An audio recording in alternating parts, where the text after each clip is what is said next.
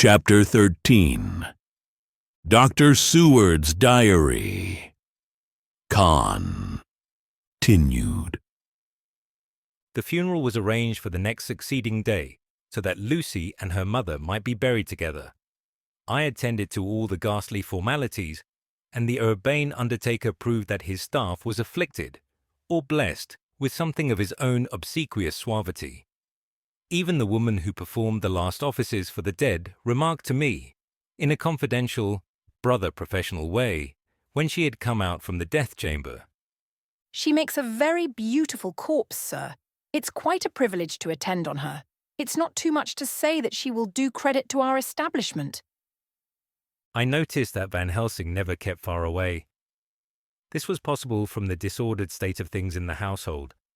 There were no relatives at hand, and as Arthur had to be back the next day to attend at his father's funeral, we were unable to notify anyone who should have been bidden. Under the circumstances, Van Helsing and I took it upon ourselves to examine papers, etc. He insisted upon looking over Lucy's papers himself. I asked him why, for I feared that he, being a foreigner, might not be quite aware of English legal requirements, and so might in ignorance make some unnecessary trouble. He answered me, I know. You forget that I am a lawyer as well as a doctor, but this is not altogether for the law. You knew that when you avoided the coroner. I have more than him to avoid. There may be papers more such as this. As he spoke, he took from his pocketbook the memorandum which had been in Lucy's breast, and which she had torn in her sleep. When you find anything of the solicitor, who is for the late Mrs. Westenra, seal all her papers and write him tonight. For me, I watch here in the room and in Miss Lucy's old room all night, and I myself search for what may be. It is not well that her very thoughts go into the hands of strangers. I went on with my part of the work, and in another half hour had found the name and address of Mrs. Westenra's solicitor, and had written to him. All the poor lady's papers were in order. Explicit directions regarding the place of burial were given. I had hardly sealed the letter when, to my surprise, Van Helsing walked into the room saying, Can I help you, friend John? I am free, and if I may, my service is to you. Have you got what you looked for? I asked. To which he replied, I did not look for any specific thing. I only hope to find I have all that there was, only some letters and a few memoranda, and a diary new begun. But I have them here, and we shall for the present say nothing of them. I shall see that poor lad tomorrow evening, and with his sanction I shall use some. When we had finished the work in hand, he said to me, And now, friend John, I think we may to bed. We want sleep, both you and I, and rest to recuperate. Tomorrow we shall have much to do, but for the tonight there is no need of us. Alas! Before turning in, we went to look at poor Lucy. The undertaker had certainly done his work well, for the room was turned into a small chapelle ardente. There was a wilderness of beautiful white flowers, and death was made as little repulsive as might be. The end of the winding sheet was laid over the face. When the professor bent over and turned it gently back, we both started at the beauty before us, the tall wax candles showing a sufficient light to note it well. All Lucy's loveliness had come back to her in death, and the hours that had passed, instead of leaving traces of decay's effacing fingers, had but restored the beauty of life, till positively I could not believe my eyes that I was looking at a corpse. The professor looked sternly grave. He had not loved her as I had, and there was no need for tears in his eyes. He said to me, Remain till I return. And left the room. He came back with a handful of wild garlic from the box waiting in the hall, but which had not been opened, and placed the flowers amongst the others on and around the bed. Then he took from his neck, inside his collar, a little gold crucifix, and placed it over the mouth. He restored the sheet to its place, and we came away. I was undressing in my own room when, with a premonitory tap at the door, he entered and at once began to speak. Tomorrow I want you to bring me, before night, a set of post-mortem knives. Must we make an autopsy? I asked. Yes and no. I want to operate, but not what you think. Let me tell you now, but not a word to another. I want to cut off her head and take out her heart. Ah, you a surgeon, and so shocked. You, whom I have seen with no tremble of hand or heart, do operations of life and death that make the rest shudder. Oh, but I must not forget, my dear friend John, that you loved her, and I have not forgotten it, for is I that shall operate, and you must not help. I would like to do it tonight, but for Arthur I must not. He will be free after his father's funeral tomorrow, and he will want to see her, to see it. Then when she is coffined ready for the next day, you and I shall come when all sleep. We shall unscrew the coffin lid and shall do our operation and then replace all so that none know save we alone. But why do it at all? The girl is dead. Why mutilate her poor body without need?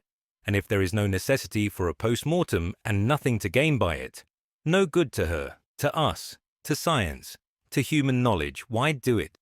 Without such it is monstrous. For answer he put his hand on my shoulder and said, with infinite tenderness, Friend John, I pity your poor bleeding heart, and I love you the more because it does so bleed. If I could, I would take on myself the burden that you do bear. But there are things that you know not, but that you shall know, and bless me for knowing, though they are not pleasant things. John, my child, you have been my friend now many years, and yet did you ever know me to do any without good cause? I may err, I am but man, but I believe in all I do. Was it not for these causes that you sent for me when the great trouble came? Yes. Were you not amazed, nay horrified, when I would not let Arthur kiss his love, though she was dying, and snatched him away by all my strength? Yes, and yet you saw how she thanked me with her so beautiful dying eyes, her voice too so weak, and she kissed my rough old hand and blessed me. Yes. And did you not hear me swear promise to her that so she closed her eyes grateful? Yes. Well, I have good reason now for all I want to do. You have for many years trust me. You have believed me weeks past when there be things so strange that you might have well doubt. Believe me yet a little, friend John. If you trust me not, then I must tell what I think. And that is not perhaps well. And if I work, as work I shall, no matter, trust or no trust, without my friend trust in me. I work with heavy heart and feel oh so lonely when I want all help and courage that may be. He paused a moment and went on solemnly. Friend John, there are strange and terrible days before us. Let us not be two, but one, that so we work to a good end. Will you not have faith in me? I took his hand and promised him. I held my door open as he went away, and watched him go to his room and close the door. As I stood without moving, I saw one of the maids pass silently along the passage. She had her back to me, so did not see me, and go into the room where Lucy lay. The sight touched me. Devotion is so rare, and we are so grateful to those who show it unasked to those we love. Here was a poor girl putting aside the terrors which she naturally had of death to go watch alone by the bier of the mistress whom she loved, so that the poor clay might not be lonely till laid to eternal rest. I must have slept long and soundly, for it was broad daylight when Van Helsing waked me by coming into my room. He came over to my bedside and said, You need not trouble about the knives. We shall not do it. Why not? I asked, for his solemnity of the night before had greatly impressed me. Because, He said sternly. it is too late or too early. See, Here he held up the little golden crucifix. this was stolen in the night. How stolen? I asked in wonder, since you have it now. Because I get it back from the worthless wretch who stole it, from the woman who robbed the dead and the living. Her punishment will surely come, but not through me. She knew not altogether what she did, and thus unknowing, she only stole. Now we must wait. He went away on the word, leaving me with a new mystery to think of, a new puzzle to grapple with. The forenoon was a dreary time, but at noon the solicitor came, Mr. Marquand of Holman, Sons, Marquand and Lidderdale. He was very genial and very appreciative of what we had done, and took off our hands all cares as to details. During lunch he told us that Mrs. Westenra had for some time expected sudden death from her heart, and had put her affairs in absolute order. He informed us that, with the exception of a certain entailed property of Lucy's father, which now, in default of direct issue, went back to a distant branch of the family, the whole estate, real and personal, was left absolutely to Arthur Holmwood. When he had told us so much, he went on, Frankly, we did our best to prevent such a testamentary disposition, and pointed out certain contingencies that might leave her daughter either penniless or not so free as she should be to act regarding a matrimonial alliance. Indeed, we pressed the matter so far that we almost came into collision, for she asked us if we were or were not prepared to carry out her wishes. Of course, we had then no alternative but to accept. We were right in principle, and 99 times out of 100 we should have proved, by the logic of events, the accuracy of our judgment. Frankly, however, I must admit that in this case, any other form of disposition would have rendered impossible the carrying out of her wishes.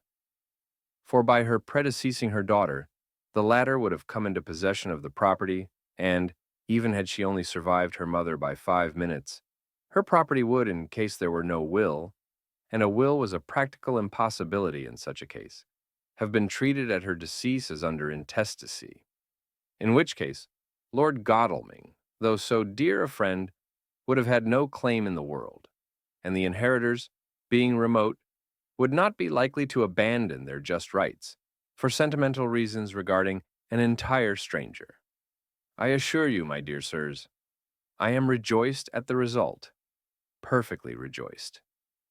he was a good fellow, but his rejoicing at the one little part in which he was officially interested of so great a tragedy was an object lesson in the limitations of sympathetic understanding. He did not remain long, but said he would look in later in the day and see Lord Godalming. His coming, however, had been a certain comfort to us, since it had assured us that we should not have to dread hostile criticism as to any of our acts. Arthur was expected at 5 o'clock, so a little before that time we visited the death chamber.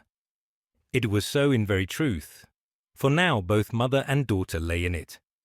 The undertaker, true to his craft, had made the best display he could of his goods, and there was a mortuary air about the place that lowered our spirits at once. Van Helsing ordered the former arrangement to be adhered to, explaining that, as Lord Godalming was coming very soon, it would be less harrowing to his feelings to see all that was left of his fiancée quite alone. The undertaker seemed shocked at his own stupidity, and exerted himself to restore things to the condition in which we left them the night before, so that when Arthur came, such shocks to his feelings as we could avoid were saved. Poor fellow! He looked desperately sad and broken. Even his stalwart manhood seemed to have shrunk somewhat under the strain of his much-tried emotions.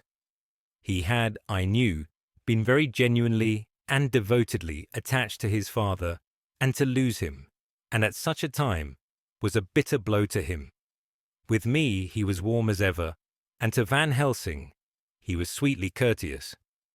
But I could not help seeing that there was some constraint with him. The professor noticed it too, and motioned me to bring him upstairs. I did so and left him at the door of the room, as I felt he would like to be quite alone with her. But he took my arm and led me in, saying huskily, "You loved her too, old fellow. She told me all about it, and there was no friend had a closer place in her heart than you. I don't know how to thank you for all you have done for her. I can't think yet." Here he suddenly broke down, and threw his arms round my shoulders, and laid his head on my breast, crying, "Oh, Jack, Jack, what shall I do? The whole of life seems gone from me all at once, and there is nothing in the wide world for me to live for. I comforted him as well as I could.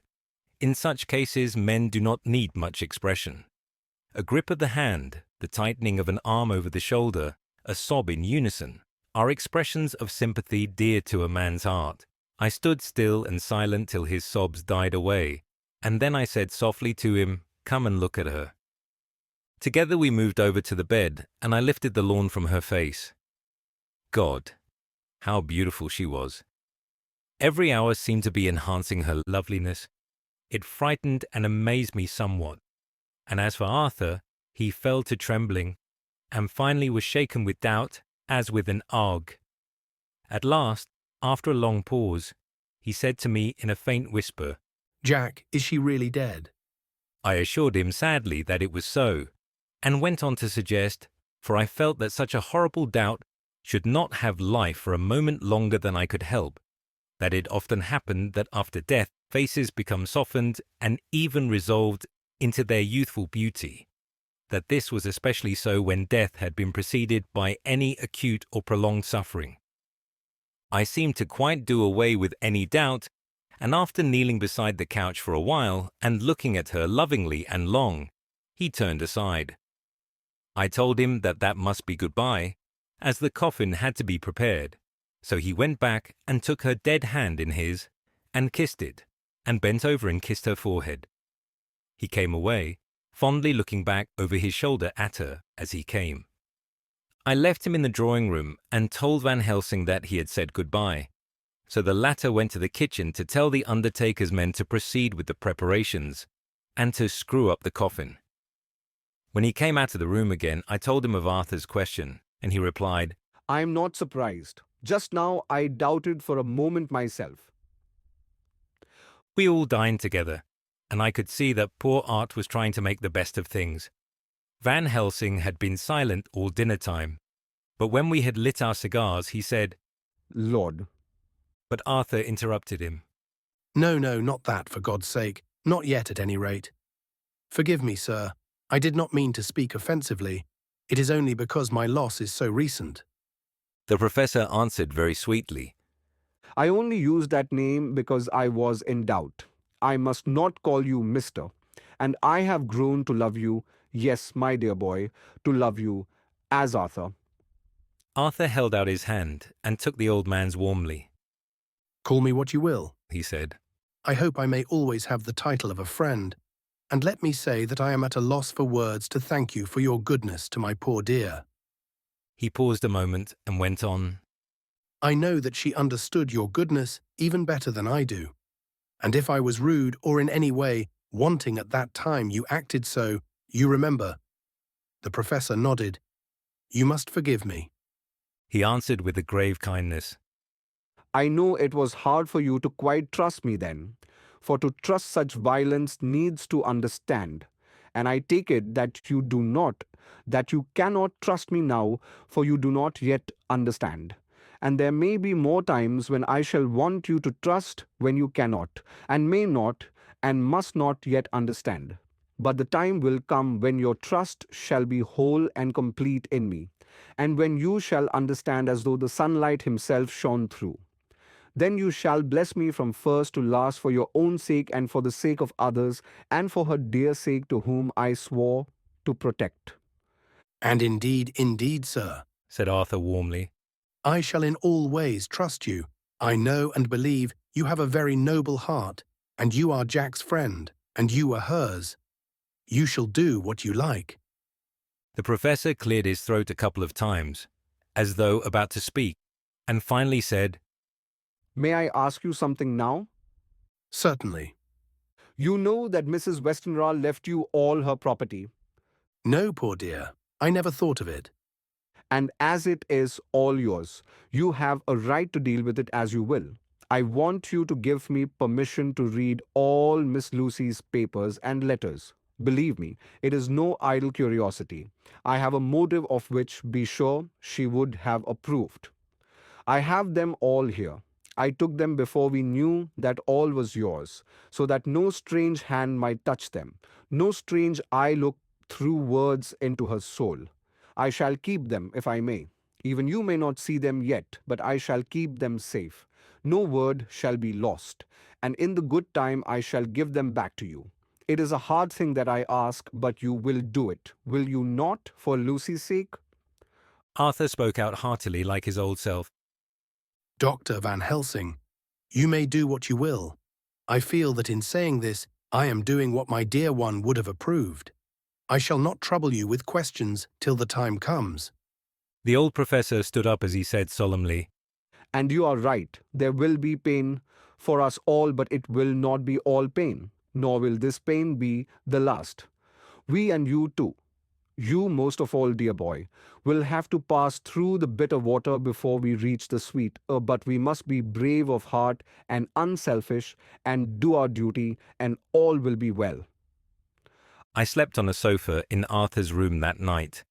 Van Helsing did not go to bed at all. He went to and fro as if patrolling the house, and was never out of sight of the room where Lucy lay in her coffin, strewn with the wild garlic flowers, which sent through the odour of lily and rose a heavy, overpowering smell into the night. Mina Harker's Journal. 22nd of September. In the train to Exeter. Jonathan sleeping. It seems only yesterday that the last entry was made, and yet how much between then, in Whitby, and all the world before me. Jonathan away and no news of him.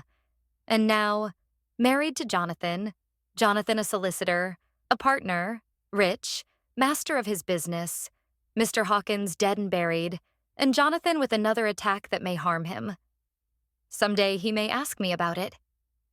Down it all goes. I am rusty in my shorthand. See what unexpected prosperity does for us. So it may be as well to freshen it up again with an exercise anyhow. The service was very simple and very solemn. There were only ourselves and the servants there, one or two old friends of his from Exeter, his London agent, and a gentleman representing Sir John Paxton, the president of the Incorporated Law Society. Jonathan and I stood hand in hand, and we felt that our best and dearest friend was gone from us. We came back to town quietly, taking a bus to Hyde Park Corner. Jonathan thought it would interest me to go into the Row for a while, so we sat down. But there were very few people there, and it was sad-looking and desolate to see so many empty chairs. It made us think of the empty chair at home. So we got up and walked down Piccadilly. Jonathan was holding me by the arm, the way he used to in the old days before I went to school. I felt it very improper, for you can't go on for some years teaching etiquette and decorum to other girls without the pedantry of it biting into yourself a bit. But it was Jonathan, and he was my husband, and we didn't know anybody who saw us, and we didn't care if they did. So on we walked. I was looking at a very beautiful girl, in a big cartwheel hat, sitting in a Victoria outside Giuliano's, when I felt Jonathan clutch my arm so tight that he hurt me, and he said under his breath, My God. I am always anxious about Jonathan, for I fear that some nervous fit may upset him again. So I turned to him quickly and asked him what it was that disturbed him. He was very pale, and his eyes seemed bulging out as, half in terror and half in amazement, he gazed at a tall, thin man with a beaky nose and black mustache and pointed beard, who was also observing the pretty girl. He was looking at her so hard that he did not see either of us, and so I had a good view of him. His face was not a good face. It was hard and cruel and sensual, and big white teeth that looked all the whiter because his lips were so red, were pointed like an animal's. Jonathan kept staring at him till I was afraid he would notice. I feared he might take it ill. He looked so fierce and nasty. I asked Jonathan why he was disturbed, and he answered, evidently thinking that I knew as much about it as he did. Do you see who it is? No, dear, I said. I don't know him. Who is it? His answer seemed to shock and thrill me, for it was said as if he did not know that it was me, Mina, to whom he was speaking. It is the man himself. The poor dear was evidently terrified at something, very greatly terrified. I do believe that if he had not had me to lean on and to support him, he would have sunk down. He kept staring. A man came out of the shop with a small parcel and gave it to the lady, who then drove off. The dark man kept his eyes fixed on her, and when the carriage moved up Piccadilly, he followed in the same direction and hailed a hansom. Jonathan kept looking after him and said as if to himself, I believe it is the Count, but he has grown young. My God, if this be so. Oh, my God, if only I knew. If only I knew. He was distressing himself so much that I feared to keep his mind on the subject by asking him any questions, so I remained silent. I drew away quietly, and he, holding my arm, came easily. We walked a little further and then went in and sat for a while in the Green Park. It was a hot day for autumn, and there was a comfortable seat in a shady place. After a few minutes staring at nothing, Jonathan's eyes closed and he went quickly into a sleep, with his head on my shoulder. I thought it was the best thing for him, so did not disturb him. In about 20 minutes, he woke up and said to me quite cheerfully, Why, Mina, have I been asleep? Oh, do forgive me for being so rude. Come and we'll have a cup of tea somewhere. He had evidently forgotten all about the dark stranger, as in his illness he had forgotten all that this episode had reminded him of. I don't like this lapsing into forgetfulness. It may make or continue some injury to the brain. I must not ask him for fear I shall do more harm than good, but I must somehow learn the facts of his journey abroad. The time is come, I fear, when I must open the parcel and know what is written. Oh, Jonathan, you will, I know. Forgive me if I do wrong, but it is for your own dear sake. Later. A sad homecoming in every way, the house empty of the dear soul who was so good to us. Jonathan still pale and dizzy under a slight relapse of his malady, and now a telegram from Van Helsing, whoever he may be. You will be grieved to hear that Mrs. Westenra died 5 days ago, and that Lucy died the day before yesterday. They were both buried today. Oh, what a wealth of sorrow in a few words. Poor Mrs. Westenra. Poor Lucy, gone, never to return to us. And poor Arthur, to have lost such a sweetness out of his life. God help us all to bear our troubles. Dr. Seward's Diary. 22nd of September. It is all over. Arthur has gone back to Ring, and has taken Quincy Morris with him. What a fine fellow is Quincy. I believe in my heart of hearts that he suffered as much about Lucy's death as any of us, but he bore himself through it like a moral Viking. If America can go on breeding men like that, she will be a power in the world indeed. Van Helsing is lying down, having a rest preparatory to his journey. He goes to Amsterdam tonight, but says he returns tomorrow night, that he only wants to make some arrangements which can only be made personally. He is to stop with me then, if he can. He says he has work to do in London, which may take him some time. Poor old fellow. I fear that the strain of the past week has broken down even his iron strength. All the time of the burial he was, I could see, putting some terrible restraint on himself. When it was all over, we were standing beside Arthur, who, poor fellow, was speaking of his part in the operation where his blood had been transfused to his Lucy's veins. I could see Van Helsing's face grow white and purple by turns. Arthur was saying that he felt since then as if they two had been really married, and that she was his wife in the sight of God. None of us said a word of the other operations, and none of us ever shall. Arthur and Quincy went away together to the station, and Van Helsing and I came on here.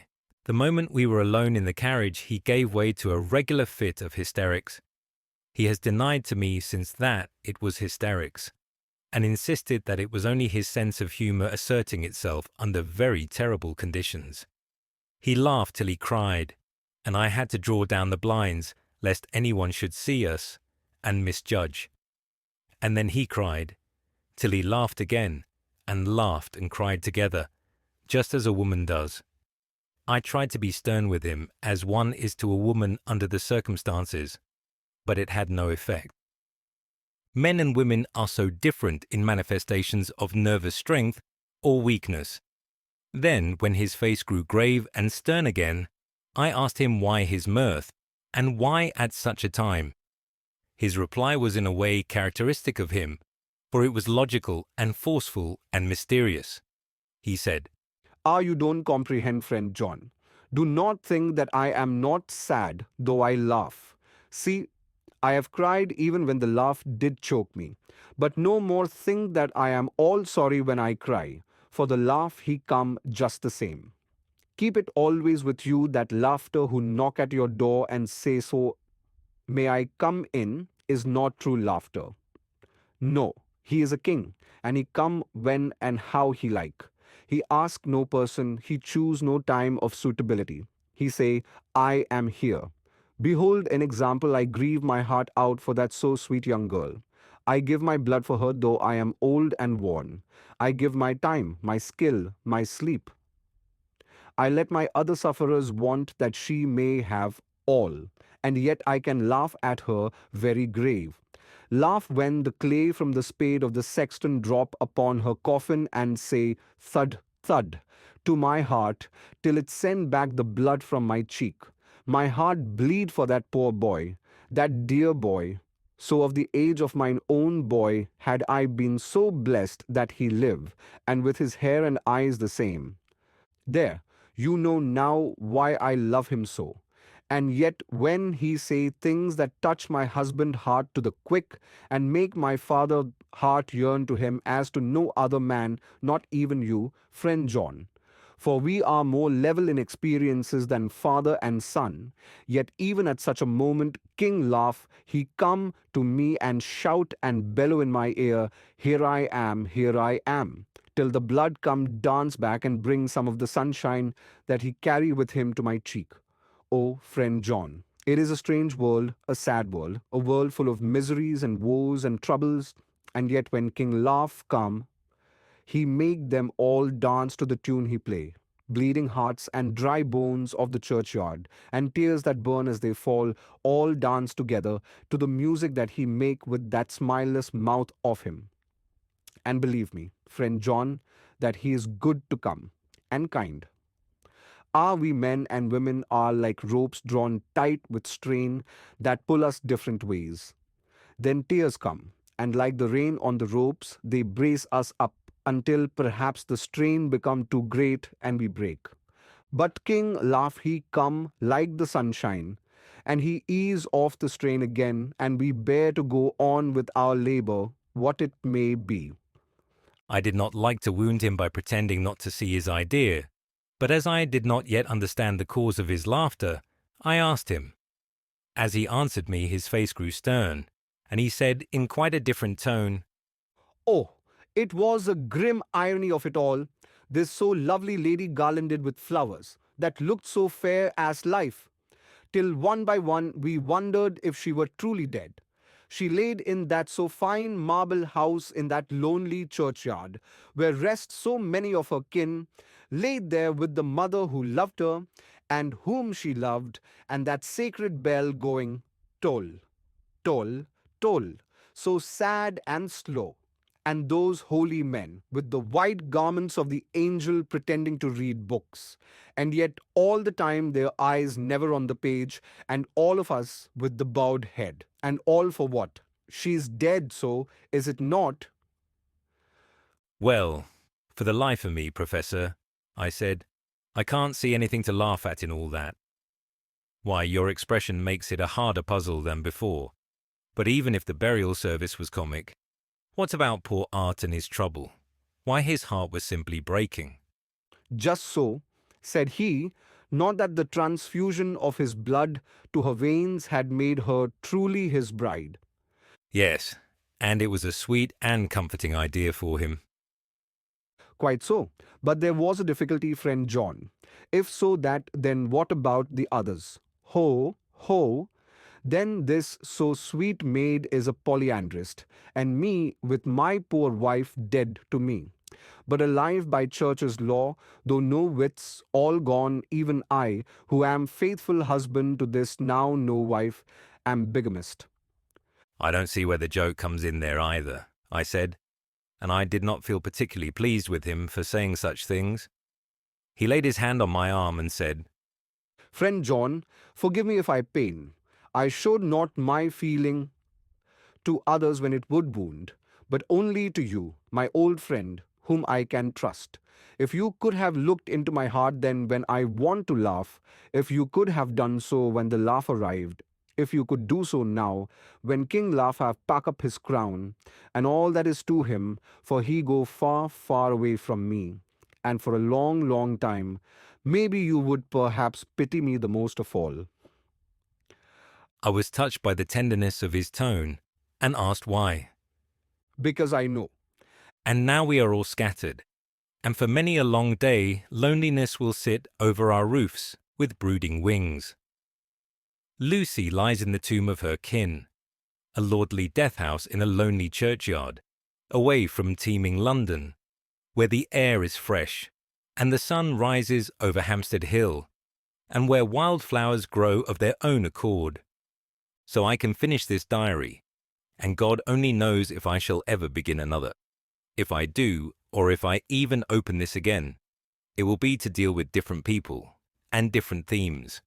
For here at the end, where the romance of my life is told, ere I go back to take up the thread of my life work, I say sadly and without hope, finis. The Westminster Gazette, 25th of September. A Hampstead Mystery.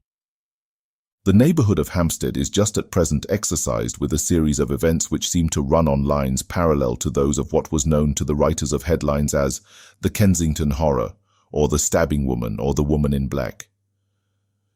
During the past 2 or 3 days, several cases have occurred of young children straying from home or neglecting to return from their playing on the heath. In all these cases, the children were too young to give any properly intelligible account of themselves, but the consensus of their excuses is that they had been with a Bloofer Lady. It has always been late in the evening when they have been missed, and on 2 occasions the children have not been found until early in the following morning. It is generally supposed in the neighbourhood that, as the first child missed gave as his reason for being away that a Bloofer Lady had asked him to come for a walk, the others had picked up the phrase and used it as occasion served. This is the more natural, as the favourite game of the little ones at present is luring each other away by wiles. A correspondent writes us that to see some of the tiny tots pretending to be the Bloofer Lady is supremely funny. Some of our caricaturists might, he says, take a lesson in the irony of grotesque by comparing the reality and the picture. It is only in accordance with general principles of human nature that the Bloofer Lady should be the popular role at these alfresco performances. Our correspondent naively says that even Ellen Terry could not be so winningly attractive as some of these grubby-faced little children pretend and even imagine themselves to be. There is, however, possibly a serious side to the question, for some of the children, indeed all who have been missed at night, have been slightly torn or wounded in the throat. The wounds seem such as might be made by a rat or a small dog, and although of not much importance individually, would tend to show that whatever animal inflicts them has a system or method of its own. The police of the division have been instructed to keep a sharp lookout for straying children, especially when very young, in and around Hampstead Heath, and for any stray dog which may be about. The Westminster Gazette, 25th of September. Extra Special. The Hampstead Horror. Another child injured. The Bloofer Lady. We have just received intelligence that another child missed last night was only discovered late in the morning under a furze bush at the Shooter's Hill side of Hampstead Heath, which is perhaps less frequented than the other parts. It has the same tiny wound in the throat as has been noticed in other cases. It was terribly weak and looked quite emaciated. It too, when partially restored, had the common story to tell of being lured away by the Bloofer Lady.